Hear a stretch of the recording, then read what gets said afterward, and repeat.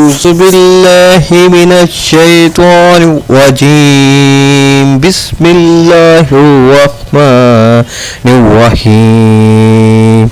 قرآن شریف کی سورت نمبر 1 سورۃ الفاتحہ کا ترجمہ۔ سورۃ الفاتحہ نام، اس کا نام فاتحہ اس کے مضمون کی مناسبت سے ہے۔ فاتحہ اس چیز کو کہتے ہیں جس سے کسی مضمون یا کتاب یا کسی شے کا افتتاح ہو۔ دوسرے الفاظ میں یوں سمجھیے کہ یہ نام دیپاچہ اور آغاز کلام کا ہم معنی ہے۔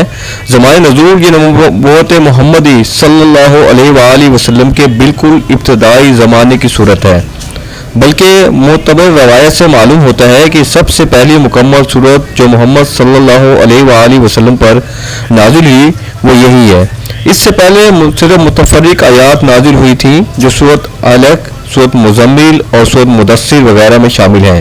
مضمون دراصل یہ سورہ ایک دعا ہے جو خدا نے ہر انسان کو سکھائی ہے جو اس کی کتاب کا مطالعہ شروع کر رہا ہو۔ کتاب کی ابتدا میں اس کو رکھنے کا مطلب یہ ہے کہ اگر تم واقعی اس کتاب سے فائدہ اٹھانا چاہتے ہو تو پہلے خداوند عالم سے یہ دعا کرو۔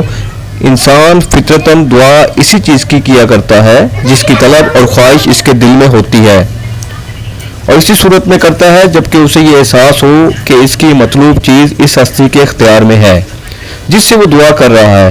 بس قرآن کی ابتدا میں اس دعا کی تعلیم دے کر گویا انسان کو یہ تلقین کی گئی ہے کہ وہ اس کتاب کو راہ راست کی جستجو کے لیے پڑھے، طالب حق کی سی ذہنیت لے کر پڑھے اور یہ جان لے کہ علم کا سر چشمہ خداوند عالم ہے، اس لیے اسی سے رہنمائی کی درخواست کر کر پڑھنے کا آغاز کرے۔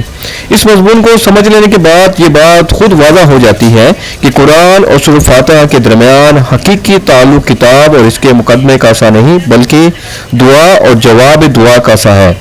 سورۃ فاتحہ ایک دعا ہے بندے کی جانب سے اور قرآن اس کا جواب ہے خدا کی جانب سے۔ بندہ دعا کرتا ہے کہ اے پروردگار میری رہنمائی کر، جواب میں پروردگار پورے قرآن اس کے سامنے رکھ دیتا ہے کہ یہ ہے وہ ہدایت و رہنمائی جس کی درخواست تو نے مجھ سے کی ہے۔ اسلام جو تہذیب انسان کو سکھاتا ہے اس کے قواعد میں سے ایک قاعدہ یہ بھی ہے کہ وہ اپنے ہر کام کی ابتدا خدا کے نام سے کرے۔ اس کے قاعدے کی پابندی اگر شعور اور خلوص کے ساتھ کی جائے تو اس سے لازماً 3 فائدے حاصل ہوں گے۔